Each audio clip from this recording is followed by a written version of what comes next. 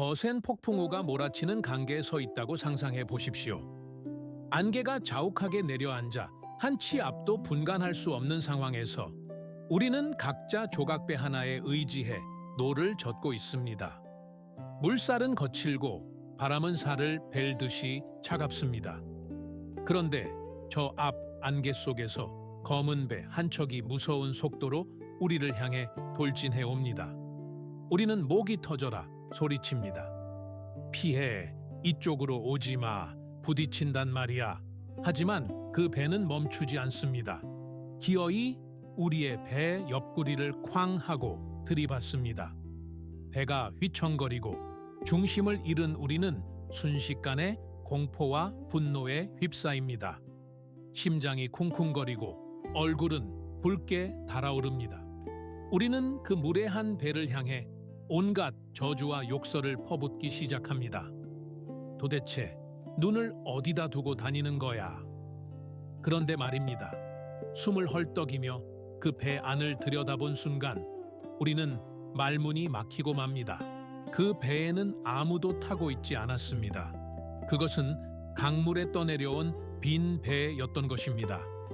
그 순간 하늘을 찌를 듯 솟구쳤던 분노는 갈 곳을 잃고 허공으로 흩어집니다.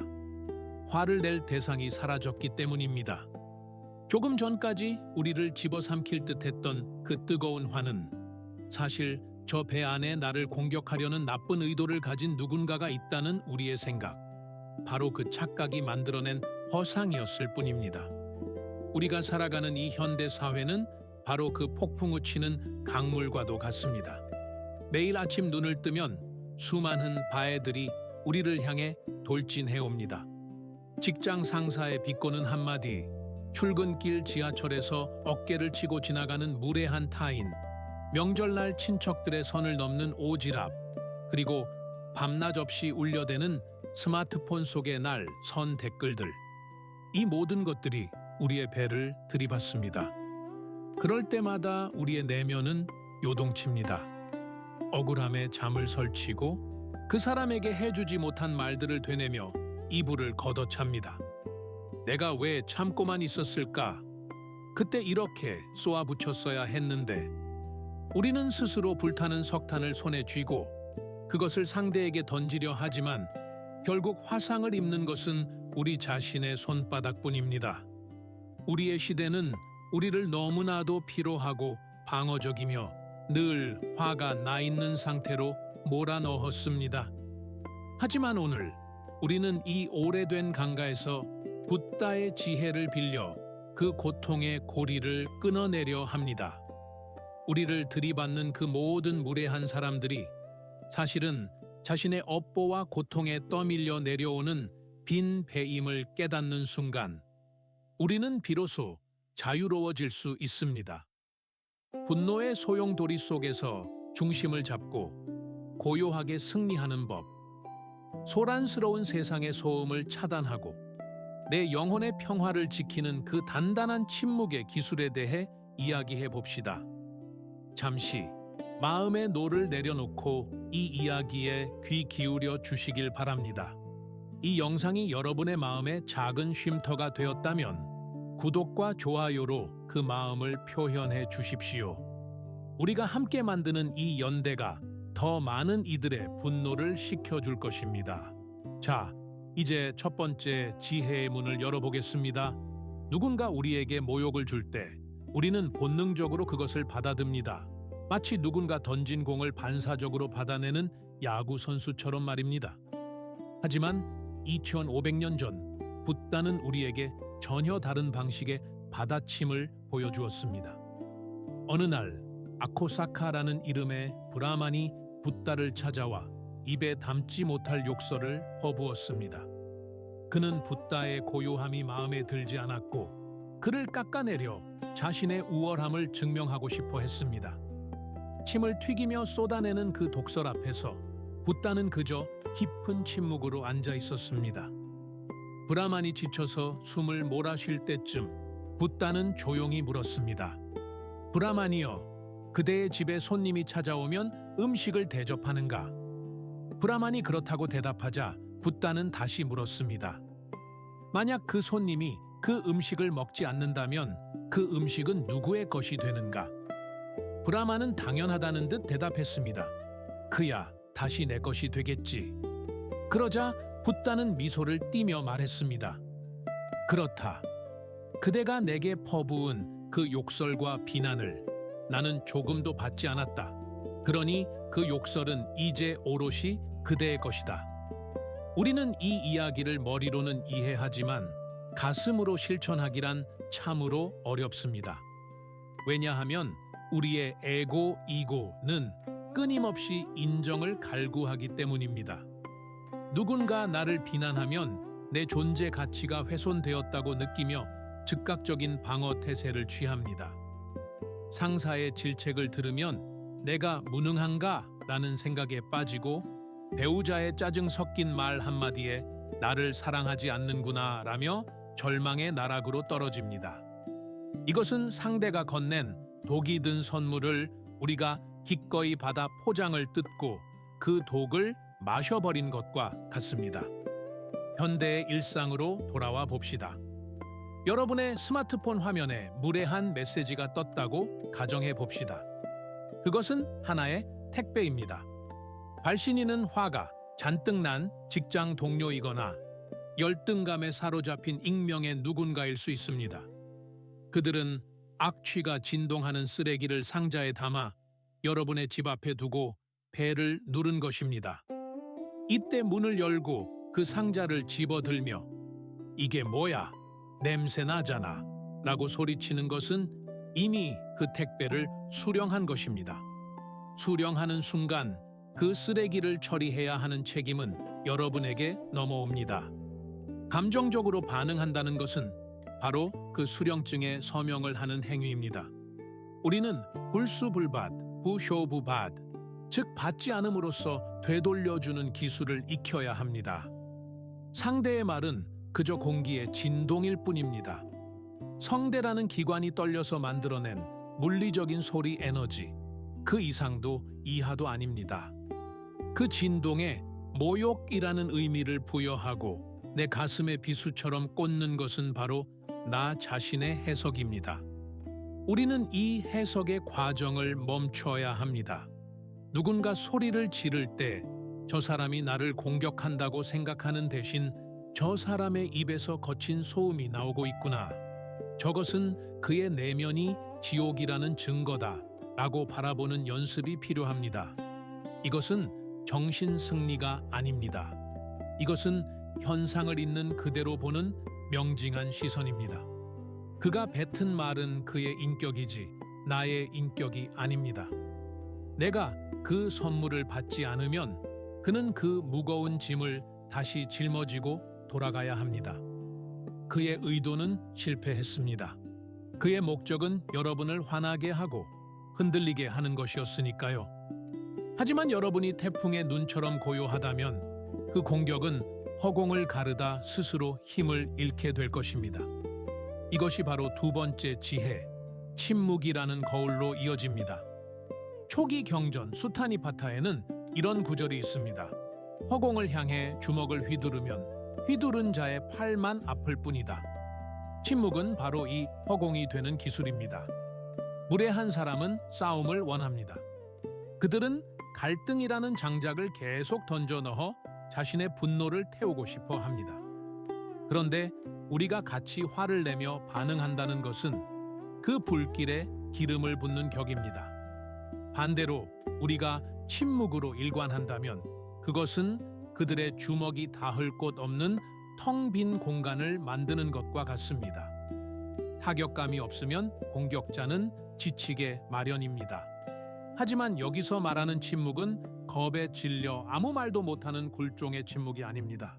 이것은 사자가 짖는 개를 향해 굳이 마주 짖지 않고 그저 바라보는 것과 같은 위험 있는 비옥한 침묵입니다. 실전에서 이를 어떻게 적용할 수 있을까요? 누군가 회의 시간에 여러분을 깎아내리는 말을 했다고 칩시다. 본능은 즉시 반박하거나 변명하라고 외칠 것입니다. 하지만 그 순간 딱 3초만 멈추십시오.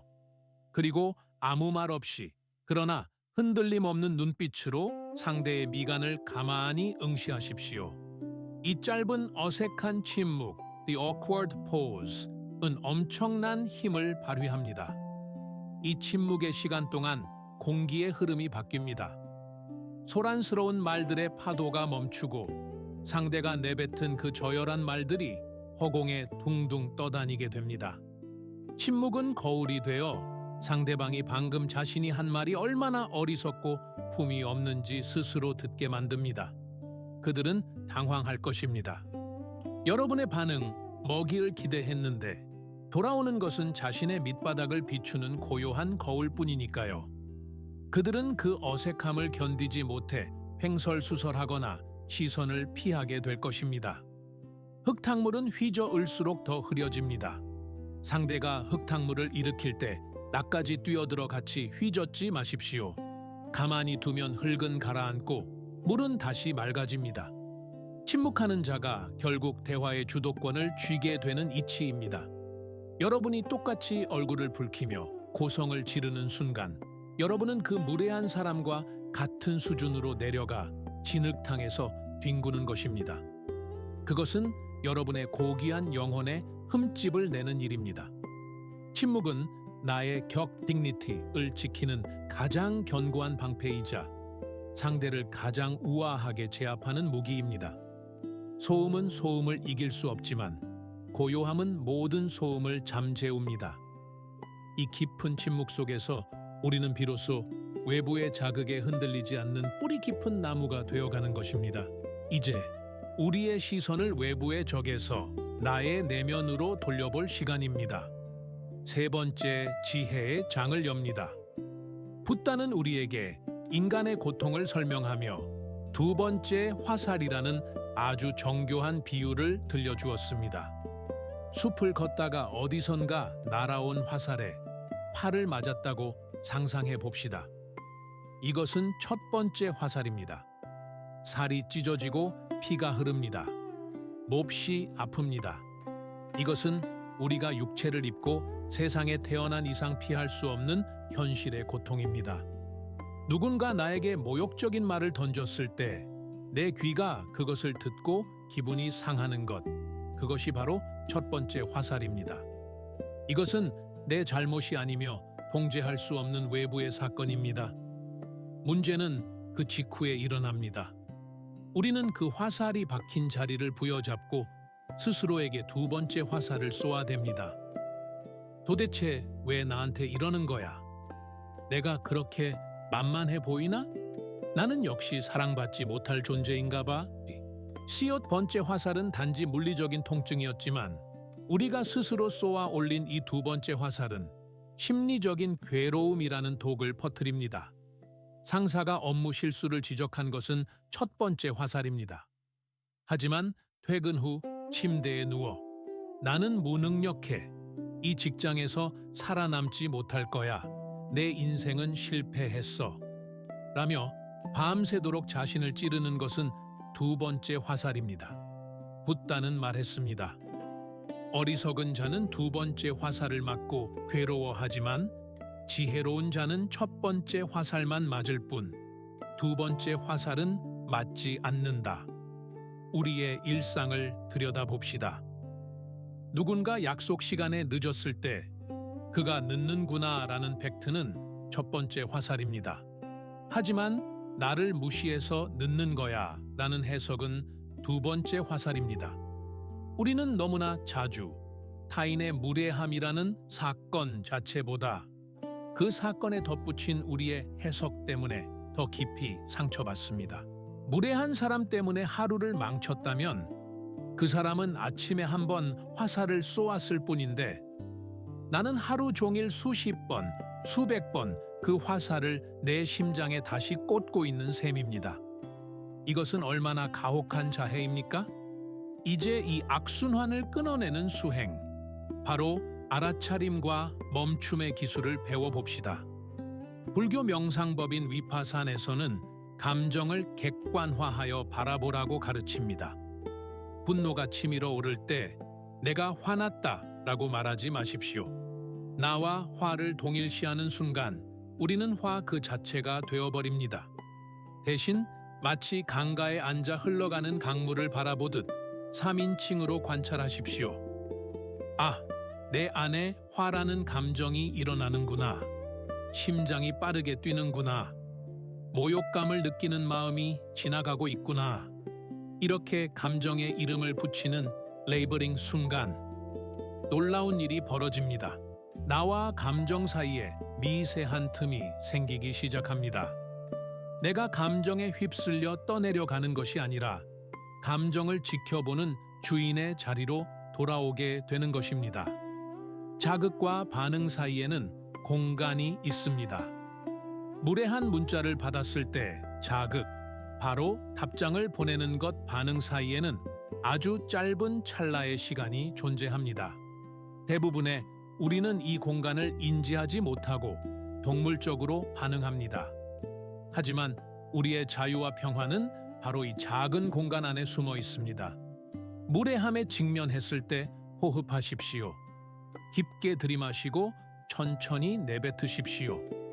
딱 3번의 심호흡만으로도 우리는 이 마법의 공간을 확보할 수 있습니다. 그 짧은 멈춤이 우리에게 묻습니다. 이 2번째 화살을 굳이 내 손으로 쏘아야겠는가? 그때 우리는 선택할 수 있습니다. 상대를 비난하거나 자신을 자책하는 대신 상처받은 나를 먼저 돌보는 쪽을 택할 수 있습니다. 저 사람의 말 때문에 많이 아팠구나. 괜찮다. 저 사람의 무례함은 내 가치가 아니다. 이렇게 나를 향한 자비, self-compassion로 감싸 안을 때 2번째 화살은 힘을 잃고 바닥으로 떨어집니다. 우리의 마음이 조금 단단해졌다면 이제 시야를 넓혀 상대를 바라볼 차례입니다. 4번째 지혜, 자비심의 확장입니다.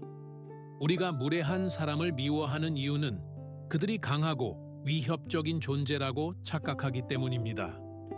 하지만 심리학과 불교의 깊은 통찰은 정반대의 사실을 알려줍니다. 행복한 사람은 결코 무례하지 않다. 여러분 주변의 진정으로 자존감이 높고 마음이 평온하며 삶에 만족하는 사람을 떠올려 보십시오. 그들이 식당 종업원에게 고함을 지르거나 인터넷에 악플을 다는 모습을 상상할 수 있습니까? 그럴 리가 없습니다. 남을 공격하고 깎아내리려는 욕구는 자신의 내면이 지옥일 때만 튀어나오는 비명소리입니다.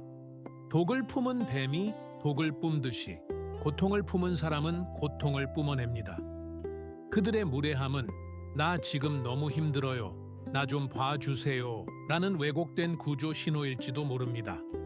우리는 흔히 인과응보, 즉 카르마를 복수의 도구로 오해하곤 합니다. 두고 보자. 언젠가 천벌을 받을 것이다. 라고 저주하는 것은 여전히 내 마음에 독을 품는 일입니다. 진정한 카르마의 법칙은 우주의 질서입니다. 누군가 악한 말을 뱉었다면 그 말은 이미 그의 입안을 더럽혔고 그의 영혼에 부정적인 씨앗을 심었습니다. 그 씨앗은 반드시 열매를 맺어 그를 괴롭힐 것입니다. 굳이 여러분이 심판관이 되어 그를 처벌하려 애쓸 필요가 없습니다. 흙탕물을 튀기는 사람을 벌 주겠다고 같이 흙탕물에 뛰어드는 어리석음을 범하지 마십시오.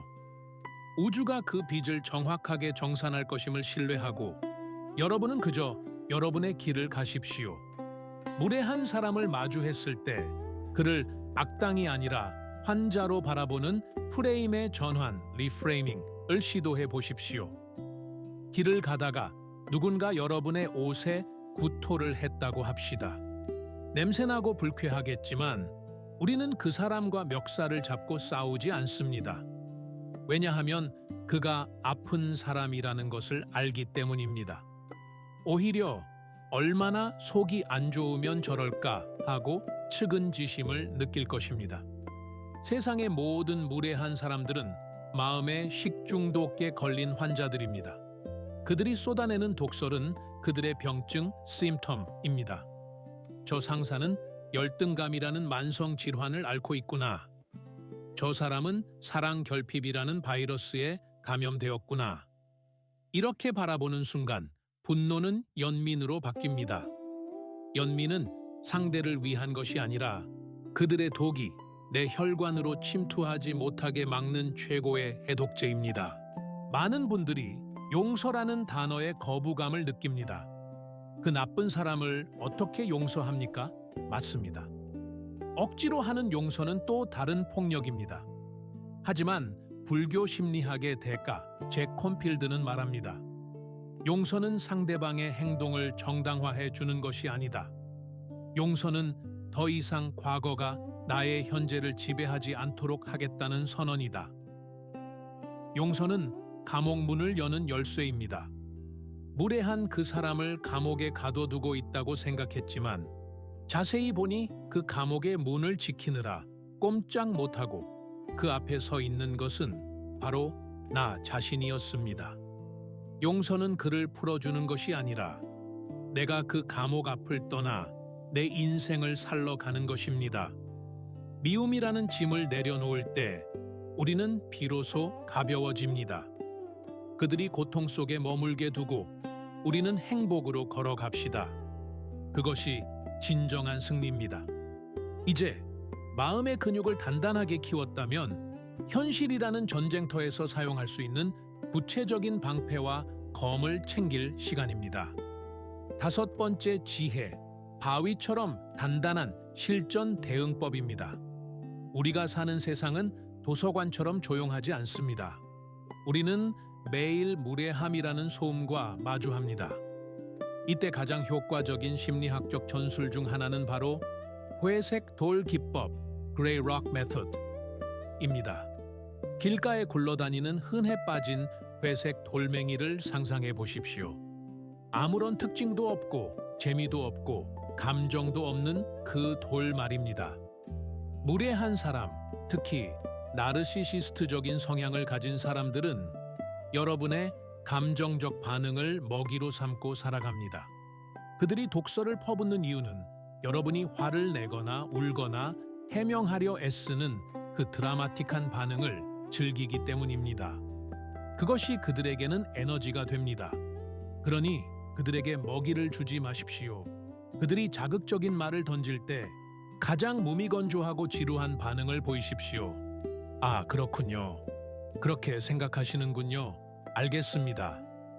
마치 자동 응답기처럼 감정이 거세된 단조로운 톤으로 대응하십시오. 눈을 마주치되 영혼을 담지 말고 건조하게 바라보십시오. 여러분이 회색 돌처럼 재미없는 반응으로 일관하면 그들은 곧 흥미를 잃게 됩니다. 이 사람을 찔러도 피 한 방울 안 나오네. 재미없어. 그들은 곧 다른 먹잇감을 찾아 떠날 것입니다. 이것은 비겁한 회피가 아닙니다. 이것은 나의 에너지를 지키기 위한 가장 효율적인 에너지 차단술입니다. 여기에 더해 미소 띤 침묵이라는 고차원의 기술을 사용해 보십시오.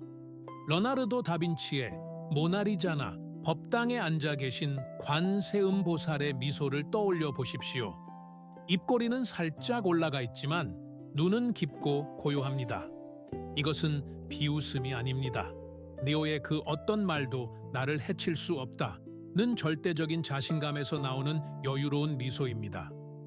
상대가 무례하게 굴 때 화를 내는 대신 이 알듯 모를 듯한 미소를 띠고 가만히 그를 응시하십시오.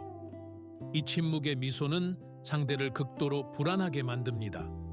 그들은 여러분의 속을 읽을 수 없기에 당황하고 스스로 위축됩니다. 말은 칼보다 날카롭지만 침묵 섞인 미소는 방패보다 단단합니다. 때로는 물리적인 거리두기가 최상의 지혜일 때가 있습니다. 병법의 고전인 선원 6개의 마지막 계책은 주의상 달아나는 것이 상책입니다. 말이 통하지 않는 사람, 상식의 주파수가 다른 사람과 논쟁하는 것은 벽을 보고 이야기하는 것보다 못합니다. 상황이 과열되려 하면 정중하지만 단호하게 그 공간을 떠나십시오. 잠시 화장실 좀 다녀오겠습니다. 지금은 바쁘니 나중에 이야기합시다. 핑계를 대서라도 그 독성 강한 에너지장 필드에서 물리적으로 탈출하십시오. 이것은 도망이 아닙니다. 오염된 공기가 가득한 방에서 나와 신선한 공기를 마시는 생존 본능입니다. 그리고 기억하십시오. 우리의 인생은 유한합니다. 붓다는 머리에 불이 붙은 것처럼 수행하라고 했습니다. 그만큼 시간이 없다는 뜻입니다. 우리의 소중한 시간과 에너지를 쓰레기 같은 말들에 대응하느라 낭비하기에는 여러분의 삶이 너무나 고귀합니다. 여러분이 집중해야 할 것은 타인의 입이 아니라 오늘 내가 걸어가야 할 길, 나의 할 일 디하르마입니다. 중요한 것에 몰입하는 순간 주변의 소음은 자연스럽게 배경음으로 사라집니다. 내게 집중하는 것이야말로 타인을 무력화시키는 가장 강력한 무기입니다. 이제 우리는 마지막 6번째 지혜, 내면의 평화, 흔들리지 않는 요새에 도착했습니다. 세상은 언제나 바람이 붑니다. 불교에서는 우리를 흔드는 8가지 세상의 바람, 즉 팔풍바풍을 이야기합니다. 이익과 손해, 명예와 치욕, 칭찬과 비난, 즐거움과 괴로움. 우리는 이 바람이 불 때마다 나무잎처럼 팔랑거립니다. 칭찬을 들으면 우쭐해서 하늘로 날아오르고 비난을 들으면 시들어서 땅으로 곤두박질칩니다. 하지만 생각해 보십시오.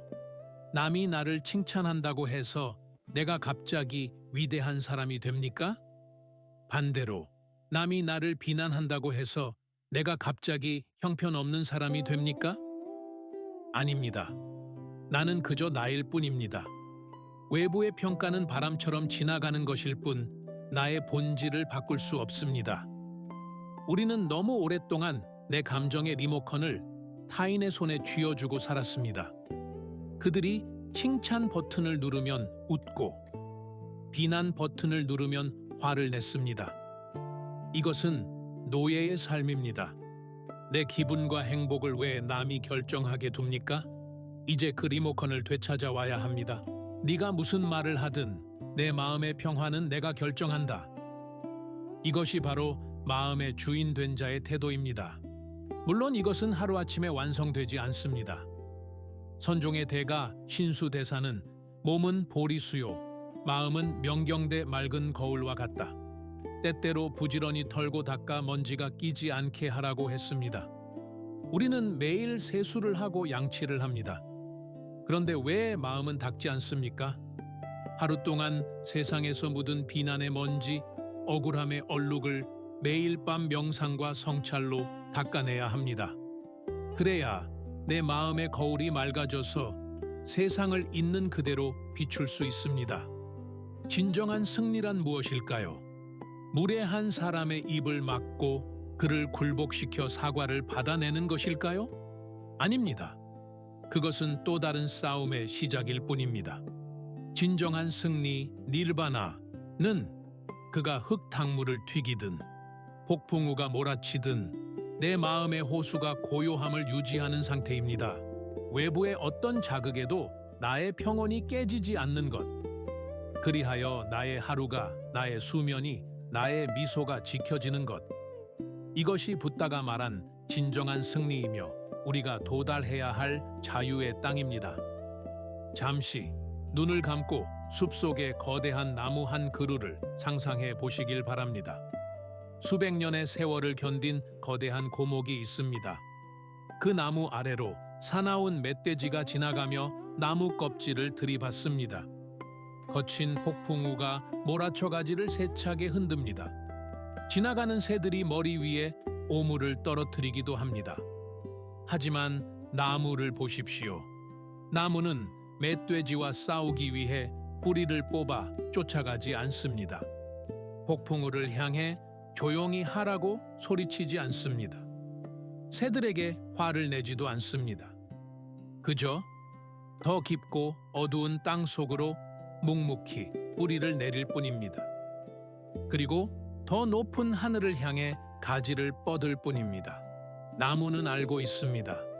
멧돼지는 곧 지나갈 것이고 폭풍우도 언젠가 멈출 것임을. 그 모든 소란이 지나가고 난 뒤에도 나무는 여전히 그 자리에 더 단단하고 웅장한 모습으로 서 있을 것입니다. 오히려 그 시련들이 나무의 나이테를 더 촘촘하고 아름답게 만들었습니다. 삶의 여정을 걷고 있는 여러분, 이제 누군가 여러분에게 무례하게 굴 때 그들과 싸우려 하지 마십시오. 그 소음 속에서 당신의 뿌리를 느껴보십시오. 당신은 연약한 갈대가 아니라 거대한 나무입니다. 당신의 침묵은 비겁함이 아닙니다.